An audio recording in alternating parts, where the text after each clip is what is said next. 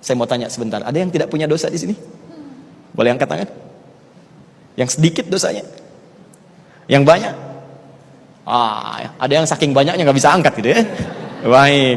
Nah, ini yang paling aneh, sudah banyak dosa, cita-cita masuk surga. Ya? Ada yang mau masuk surga di sini? Mau yang surga Firdaus angkat tangan? Yang ingin bersama Nabi? Tuh, makin aneh kan? Nah, dosa banyak, masuk surga, pengen sama Nabi kan? Nah, maka kita harus punya rumus bagaimana menggugurkan semua dosa ini, karena rumus surga terkait dengan pahala. Dosa menggugurkan pahala. Jika Anda ingin masuk ke dalam surganya, maka gugurkan semua dosa-dosa itu. Maka Allah datangkan Ramadan untuk menggugurkan semua dosa yang pernah kita kerjakan. Assalamualaikum warahmatullahi wabarakatuh. Waalaikumsalam warahmatullahi wabarakatuh.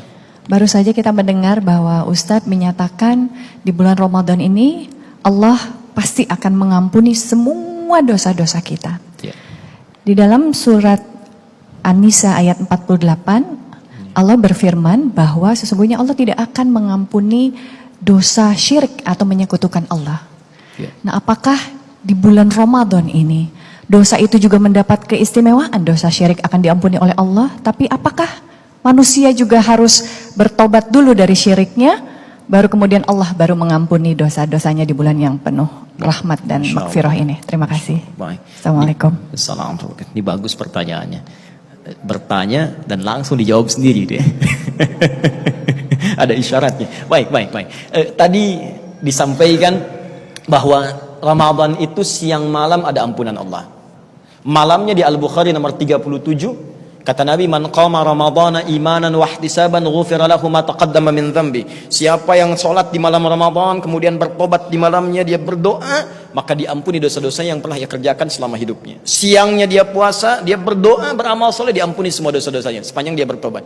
Pertanyaannya, Ustadz, ini siang malam ada ampunan dosa, lantas bagaimana dengan dosa syirik yang disebutkan di Quran surah keempat An-Nisa tadi ayat ke-48 paling kanan sebelah bawah? Kata Allah, innallaha la yaghfiru ayyushraka bihi wa yaghfiru ma duna dzalika liman yasha.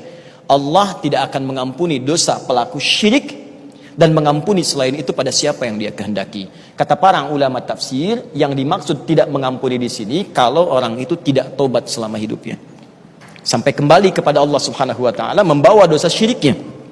Karena itu kalimatnya menggunakan la.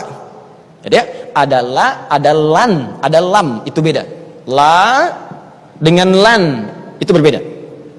Kalau kalimatnya lan, itu berarti harfu nafyin wastiqbalin, never maknanya, nggak akan pernah. Di kalau lan misalnya innallaha la yaghfiru, itu sampai kiamat pun tidak akan pernah diampuni.